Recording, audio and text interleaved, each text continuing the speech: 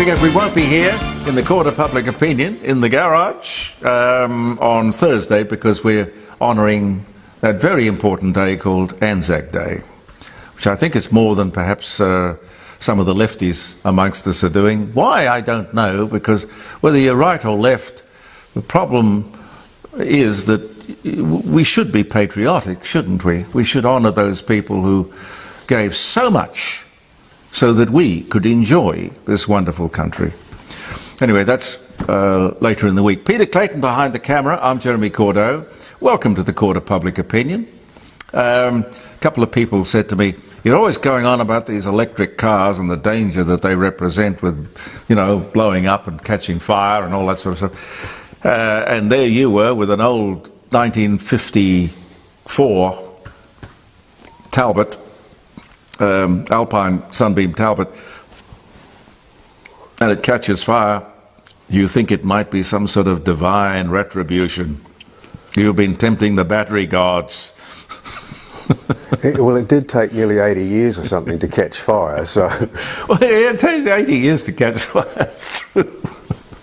And with all of the cars that I've been collecting for almost half a century, that sort of thing's never happened before. That was a freak or a fluke or something like that. But there'll be a forensic examination and they'll eventually be able to tell me what went wrong. But yeah, I take your point. I take your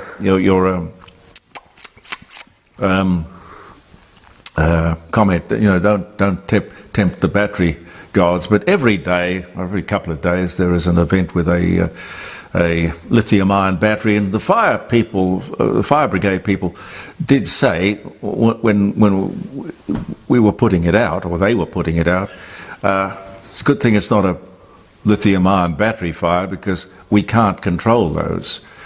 You can't put water on. It doesn't do any good. In fact, it makes the problem worse. So I don't resile from the fact that I cannot help but believe that conventional cars with an internal combustion engine are a far better option for transport than anything else. And I will not be buying an electric car ever. God bless you, I won't be either. But even if you could stand up there with your hand on your heart and say, I am recharging this battery with solar and wind power electricity, which of course nobody can. If you can't do that, the whole thing is a charade. It's a waste of time, it's a diversion, but it's a hell of an expensive one into which we are being intimidated, or they're trying to intimidate us into getting these electric cars, which I don't believe are a good idea. Pete, do you watch women's football? Yeah, occasionally I do, yes. What's wrong with it? I don't really know. I mean, it's not... It's getting better. It is getting better, but I think you're saying the ratings are going down. Yeah, we were talking earlier. The TV ratings are down 70%, Pete, 70%, and the attendances are down 60%. It would cause somebody to at least think, if not ask some questions. Anyway, speaking about sport, it's less than 100 days till the Paris Olympic Games get underway. You may be planning to go over there and enjoy it. You may all be already packing, I don't know. But do the Olympics still pull a crowd? Pete, will you sit around and watch them on television? I do watch some of it, I do, yes. You'll pick and choose? Yeah. I don't know if they rate on television. But no, that's of course where the money is.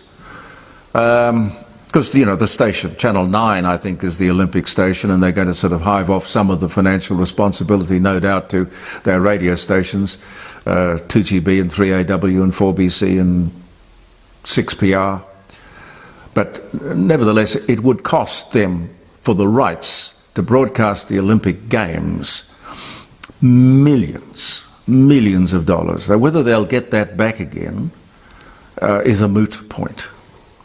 Because sponsors may like the prestige of being associated with the Olympic Games, But if there aren't the viewers there to watch the commercials placed within the coverage of the Olympic Games, what's the point? Team uniforms were revealed on Wednesday. It's all part of the circus. But skateboarding and break dancing, Olympic sports. What about marbles or tiddlywinks or skipper rope? I don't understand it. It's as far as you could have possibly. It's as far as you could possibly get from the original Greek games, where all the athletes were stark naked. And they tell me that sometimes, even when they were at war, they'd stop the war, and even the people with whom they were warring would take part in the games. It's very strange. Sport, I mean. I was away on the day at school when they indoctrinated all the kids into the wonderful world of sport. Not me.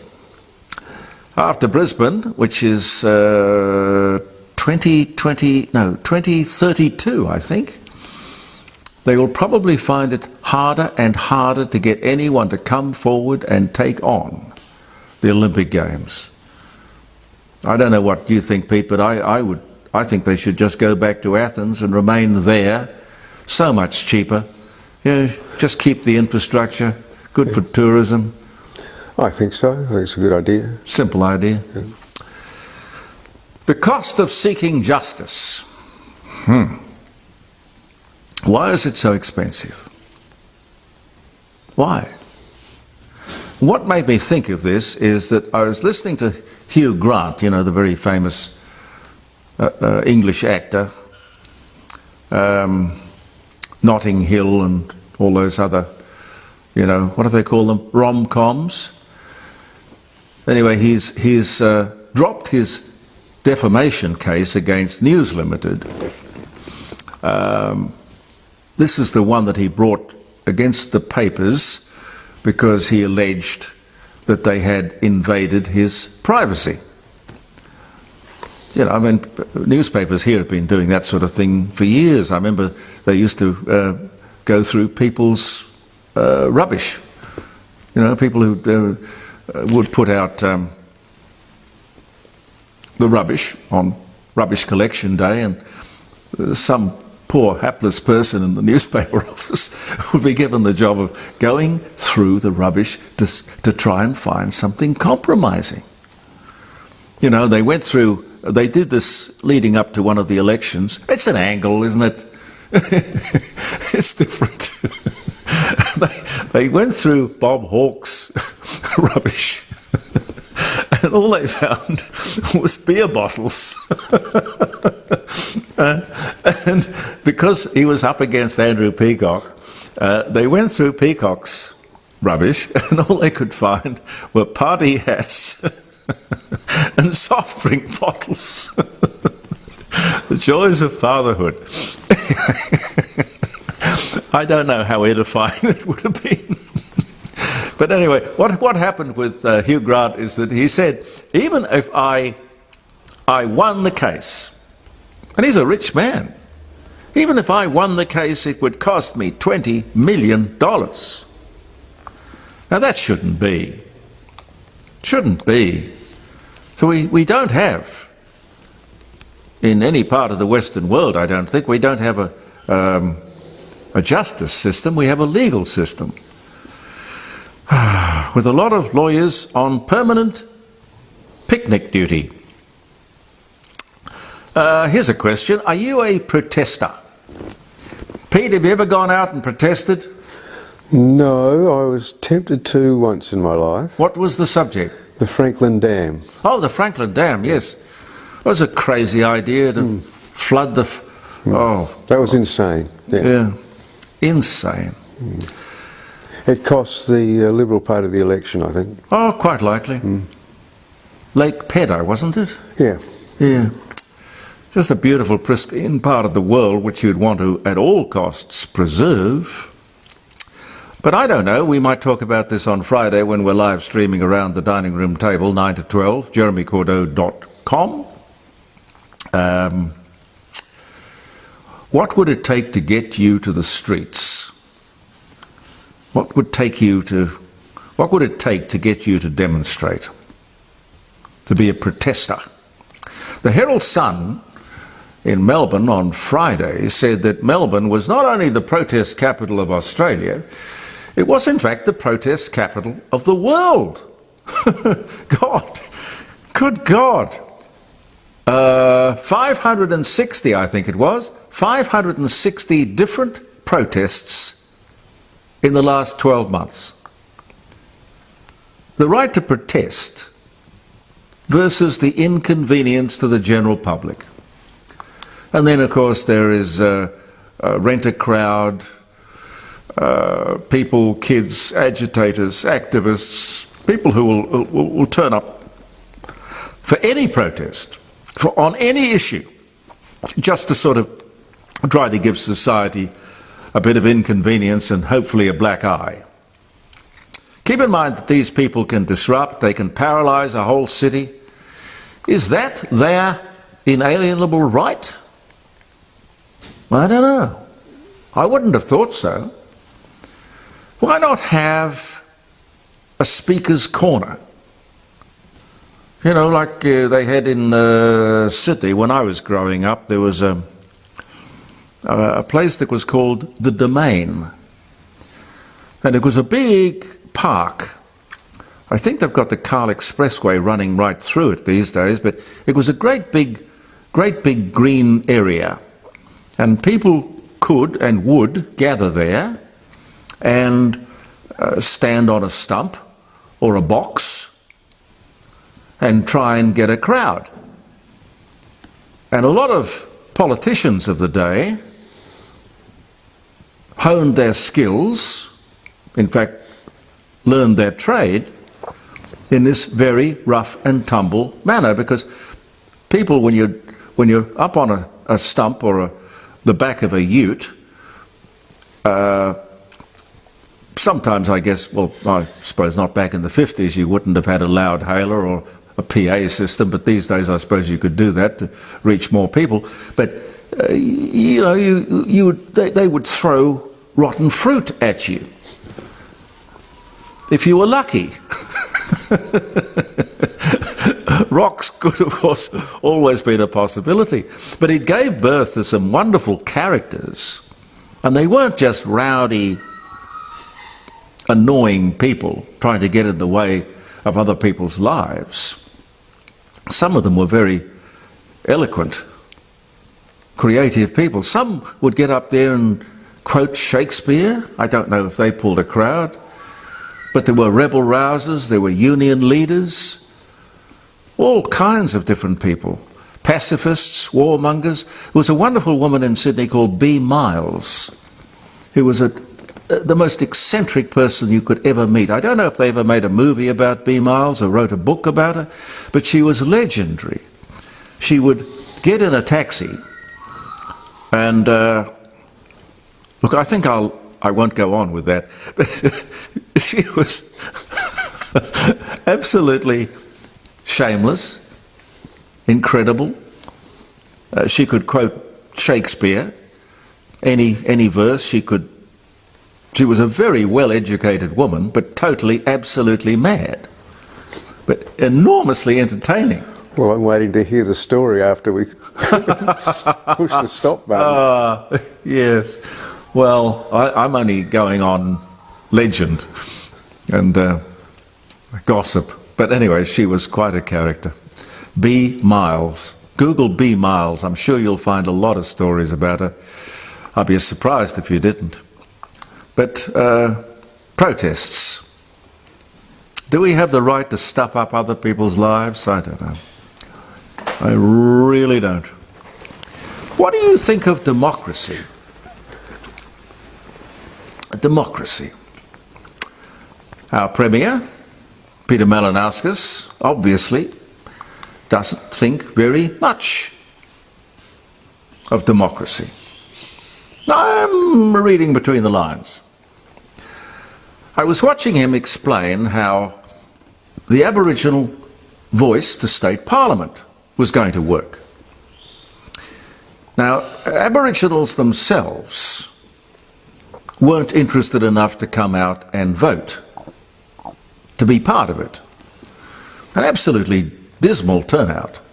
Anyway, the Premier said they'll get the hang of it. This is just the first year. They'll get the hang of it. Wait a minute, Premier. Wait a minute. I thought it was their idea. So we're going to wait around for them to get the hang of it? You were responding to their demand for a voice, weren't you? What have I got wrong here, I wonder? Clearly there is no demand among Aboriginal people for your voice. But I'll skip over that. Back to democracy. The democratic decision, overwhelmingly, of the Australian people was no to the voice. So what is it about no that you don't understand, sir? Or are you saying, oh well, look, stuff democracy, stuff the people, I'll just do what I want? And this is the man who runs the joint. I've never met him. Looks like a nice bloke, quite presentable, but clearly an ideologue. The huge financial burden we all carry with this state government's obsession with outside contractors. Contractors.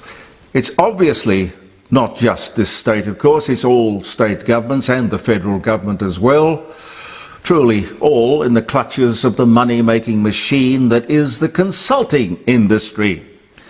Now, let me quote from last Wednesday's Advertiser, if I can remember, not perhaps word for word, but Australian taxpayers cough up more than $3.2 million a day to the state government to hire outside help. Did you know that? $3.2 million a day we pay for the government to hire outside help. And more than 50 local and overseas firms cash in as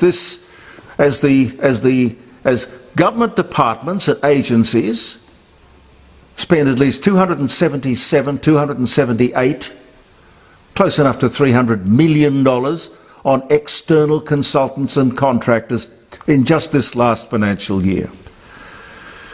Despite the public service in the same period of time growing in size by nearly 1,700 workers. 1,700 extra workers, all those consultants. This is clearly, ladies and gentlemen, outrageous. But do I hear the opposition, the independents? I mean, sure, it was on the front page of the paper. That's something. But the opposition, the independents, they should be there pulling these people into line and demanding an explanation. Do I hear a squeak out of anyone about any of this? Now, I've been on about consultants for years, and it can be fixed. You just have to hire competent people for the public service, because clearly you haven't done that, or you don't think they're competent. I don't know what the problem is. Hire competent people for the public service and they will do the job. There's absolutely no reason why any government should want to have an incompetent public service and then have to supplement it with expensive consultants. What in God's name are we doing? You can do one or you can do the other. Okay? In my opinion. You can hire the consultants and get rid of the public service, or you can hire the public service and get rid of the consultants. But you can't bloody well do both. That, in my humble opinion, is only sensible.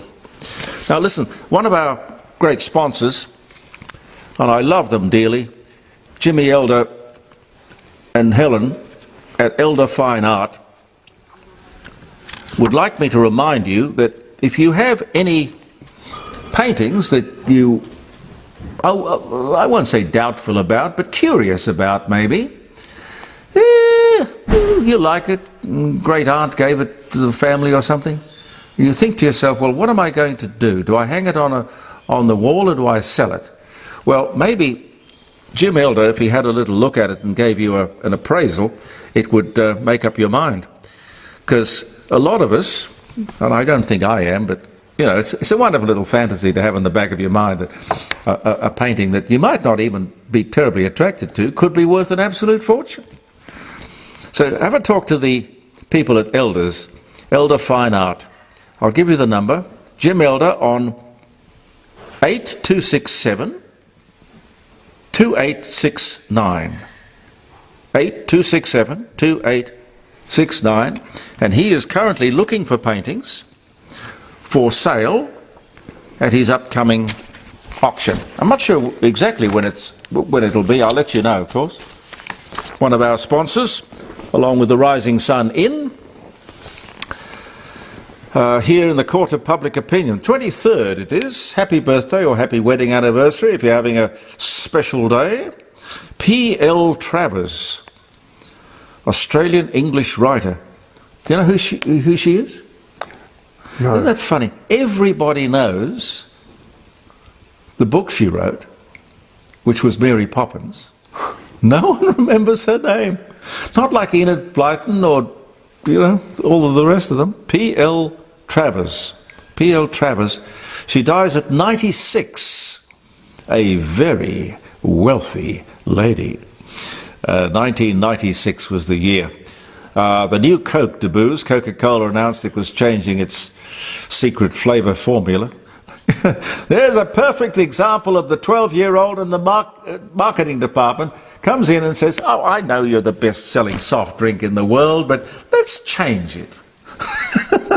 Let's change it. It was one of the great marketing disasters of the world. New Coke. Just remember, if anyone ever comes to you, if you've got a product or a business and they want you to change, maybe it's not the smartest thing to do. 1985. In 1344, on this day, Order of the Garter was founded by the English King Edward III, the most senior knighthood in the UK, with just 24 living members plus the monarch. It's Britain's highest civic or military honour, the Order of the Garter. I think Robert Menzies was personally given the Order of the Garter by Queen Elizabeth. Sotheby's begins a 4-day auction of Jackie Onassis stuff. They take in $34.5 million. 1996 on this day. Queen Victoria and Napoleon III turned down plans for I won't say a channel, but a tunnel under the English Channel. I don't think either Queen Victoria or Napoleon wanted to cosy up. Might have been just a bit too convenient to have a tunnel under there. That was in 1867. But they eventually got a channel. Shirley Temple, actress, famous actress of the 1930s, and diplomat. I talked to her when she was a diplomat in, where was she, Barbados or one of those places? Shirley Temple Black. She was a lovely lady. I've got a picture of her over there as a 3-year-old. Shirley Temple, born in California, 1928. William Shakespeare, English poet, playwright. He dies at about the age of 52, but he was... Did he die on this day? No, he was born on this day in 1564. Yeah, born 1564 on this day. Jesus Christ, according to Isaac Newton, Sir Isaac Newton, Jesus Christ is crucified on this day in 34 AD. Don't know how he would know. Singer Julie Garland appears in concert at Carnegie Hall The event is recorded for a double live album, wins Grammy Award for Album of the Year, the first such win by a female artist ever. The year was 1961, and this was the day. The launch of the first Soviet communications satellite in 1965, and 303 AD, St. George, Greek official in the Roman army, is beheaded. Doesn't tell me here what he did that was wrong or what they said he did, but he ended up being the patron saint of many lands, including, of course, England. Yeah, Roy Orbison was born. Sandra Dee was born. What else can I tell you? Oh, a friend of mine in radio, Dennis O'Kane, Macquarie newsman in Melbourne, 1947, he was born on this day. And Jim Fix was born in Queens, New York. He wrote the best-selling book called The Complete Book of Running, 1932. He died, in fact, while he was jogging. Not a good advertisement, Pete. No. Don't do that. Thank you very much for being with us. I'm looking forward to having your company Friday at the dining room table, jeremycordeaux.com, 9 to 12, and we'll be back tomorrow. And we're going to have a little break for Anzac Day, but we'll tell you more about that. I'm Jeremy Cordeaux, Peter Clayton behind the camera. Believe in yourself, and thank you for viewing the Court of Public Opinion.